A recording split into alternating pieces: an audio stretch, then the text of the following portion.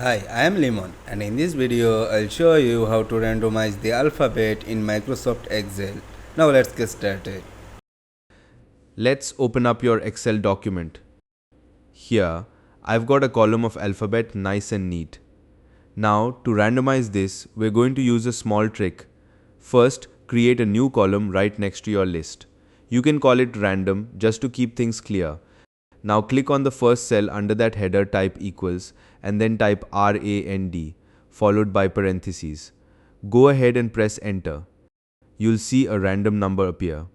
Now grab that cell and move your cursor to the bottom right corner. When the cursor becomes smaller and bolder, drag it all the way down to match your list. So now every alphabet has a random number next to it. Next, click anywhere in your table, then go up to Data. Now choose Sort Range from the menu bar. In the Sort By option, select your random column and click on OK. And just like that, your alphabet is completely shuffled. Now we don't actually need those random numbers anymore. So go ahead, select that whole column, right click and delete it. And there you go, your list is now nicely randomized. And that's how you randomize letters in Excel.